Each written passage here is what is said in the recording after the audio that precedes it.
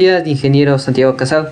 Soy Ariel Yachapanta, estudiante de la carrera de biotecnología del curso A de la Universidad Técnica de Amat.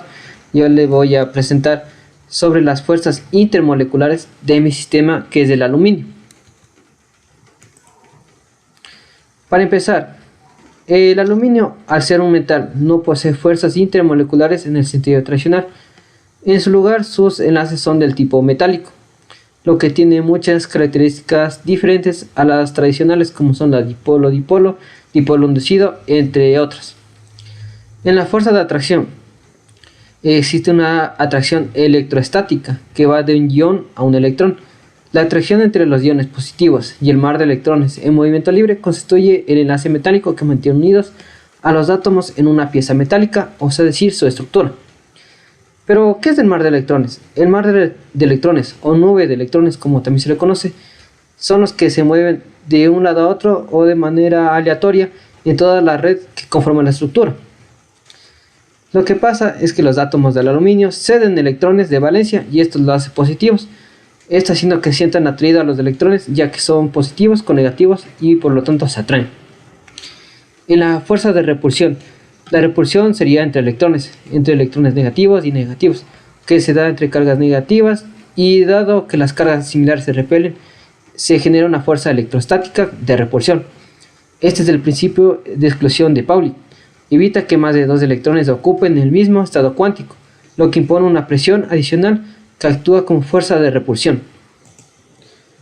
En la curva potencial, aquí la atracción, como se puede ver en la gráfica, se puede ver que entre más cercana al menos 325 kJ/mol, que sería la unidad de energía, la atracción va a ser cada vez mucho más fuerte.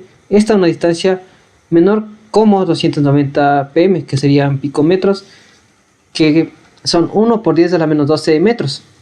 Como se puede ver aquí en la gráfica, entre 290 y 325 kJ/mol es el punto máximo de atracción, que va a llegar hasta un punto que hasta aquí se atraen, y a partir de bien izquierda o derecha la atracción va a ir perdiendo fuerza.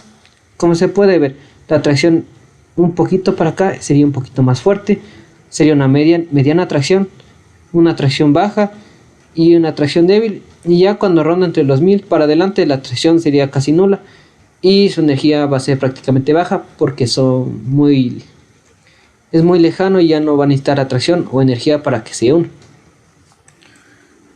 En el caso de la repulsión, en la gráfica de la repulsión, los valores de la energía van a ser positivos, o sea, está en la parte de acá, como a diferencia de la atracción, que solo tenía valores negativos en la energía. Si hacemos un zoom en la zona de distancia de 0 hasta 225, o sea, es decir, que en la gráfica de acá trabajamos de valores desde 0 hasta el infinito, en este caso vamos a hacer un pequeño zoom de este trayecto de aquí hasta acá. En ese pequeño trayecto se va a ver que la repulsión va a ser cada vez mayor, pese a su distancia es cada vez más cercana y la energía es muy alta. La repulsión va a ser demasiado alta. ¿Qué quiere decir con esto? Es decir, que entre más cercano esté una molécula de otra, pues de estas se van a sentir cada vez más repulsión y por lo tanto van a necesitar mucha más energía para que sean separadas. Por eso la gráfica va desde puntos muy cercanos, la energía prácticamente va a subir hasta el infinito, mientras que entre más lejanos a la distancia, su energía va a ir disminuyendo gradualmente. En el caso de la deformación de parejas y individualidades, aquí en la atracción de los iones de aluminio se sienten atraídos por los electrones del mar o nube de electrones, ya que el mar o la nube es lo que le tienen unido entre sí, ya que los rodea y hace que se mantengan en estructuras organizadas. Como se puede ver, aquí entre una distancia más o menos considerable se va a sentir un ion de aluminio positivo atraído por un electrón del mar o nube del aluminio negativa. Y como se puede ver aquí, esta como celda es lo que les va a mantener unidos y haciendo que no se disperse por toda la estructura que va a tener. En el caso de la repulsión es muy diferente a la atracción, ya que los electrones del aluminio se repelen entre sí por su carga igual y por el principio de Pauli que ya vimos. y por eso se forma la nube de electrones que atrapan los iones de aluminio y hacen que su estructura cambie. Como se puede ver aquí, entre un electrón de aluminio y entre otro electrón de aluminio, al estar muy cercanos se van a repeler entre sí y pues nunca van a formar unas estructuras porque se están repeliendo. En el estado de equilibrio, los iones de aluminio están rodeados por el mar de electrones, haciendo que los iones se sientan atraídos unos a otros, logrando así una estructura muy organizada, casi como la estructura de un sólido.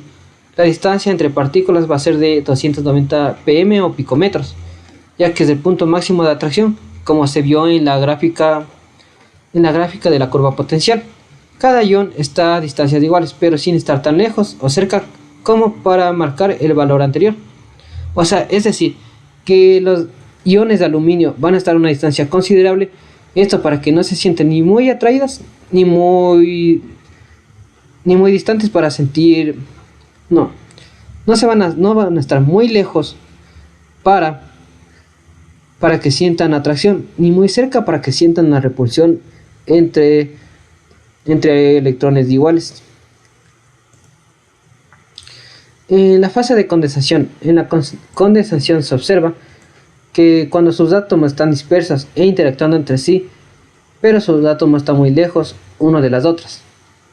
Sin embargo, al momento que su energía, o sea el calor, disminuye, sus partículas empiezan a acercarse unas a otras y tienen casi una estructura organizada. El movimiento de las partículas en estado gaseoso es caótico. Como se puede ver aquí, sus moléculas están muy dispersas de una de las otras y no tienen una estructura fija. En el movimiento de las partículas en estado gaseoso va a ser caótico, como ya dijimos, pero al pasar al estado líquido se tiene un movimiento muy bajo. Eso se debe ya que el mar de electrones que va a rodear a los iones va a ir acercándolos uno a otro cada vez más. Como se puede ver aquí, ya los iones positivos del aluminio ya van a tener una estructura semi organizada, pero no tanto como vamos a ver después, pero sí van a estar más o menos organizadas y interactuando uno con otro. En la condensación, la temperatura juega un papel muy importante, ya que disminuye la velocidad de sus átomos, haciendo que cada vez se acerquen más y más hasta formar una estructura de un líquido, como se puede ver aquí. Mientras que aquí en el gaseoso su movimiento era arbitrario por todo lugar, muy aleatorio, mientras que la temperatura baja pues va a hacer que no se mueva mucho y tengan esta estructura. En el caso de la solidificación, sus partículas al estar en estado líquido empiezan a tener una estructura cada vez más cristalina y ya en sólido se ve una estructura más geométrica con cada partícula interactuando de manera organizada. Como se puede ver aquí, de la parte líquida son estos átomos de aluminio que van a estar interactuando una con otra, pero sin tener una estructura tan organizada. Pero ya el estado sólido, su estructura ya va a ser geométrica y organizada. La temperatura en el caso de la solidificación, al ser demasiado baja, sus partículas pierden demasiado su movimiento, haciendo que las partículas tomen una posición fija, como se puede ver aquí, que la temperatura ya baja hasta puntos muy extremos, pues sus partículas van a perder movimiento y van a formar esta estructura. Esta estructura sería muy geométrica o ya muy alineada entre sí. En el caso de la sublimación, en la sublimación, su red organizada en estado sólido, las partículas deben obtener demasiada energía y movimiento para que logren romper las cadenas que la tienen unidas. Una vez alcanzada la energía necesaria, cruzan el punto de atracción máxima de la curva potencial, pasando así directamente al estado gaseoso. En este caso, la temperatura ayuda a que las partículas ganen la energía suficiente para que rompan la cadena que las mantiene unidas. Pero la temperatura en el aluminio, para que esto suceda, debe ser una temperatura que necesite que el aluminio sea gaseoso, o sea, rondando entre los 2700 kelvines o superiores. En la sublimación, como se puede ver, estas son las partículas en estado sólido que tienen la estructura geométrica, pero la temperatura lo que va a hacer es darles demasiada energía para que pasen directamente al estado gaseoso sin pasar por el estado líquido. O sea, la sobrecarga rompen el estado líquido, o más que todo no pasan por ella y ya pasan directamente a la estructura así, desorganizada, sin estructura y movimiento aleatorio, que sería clásico de los gaseosos. Y bueno, con esto concluiría mi trabajo. Gracias por su atención y muchas gracias, ingeniero, que tenga un buen día. Hasta luego.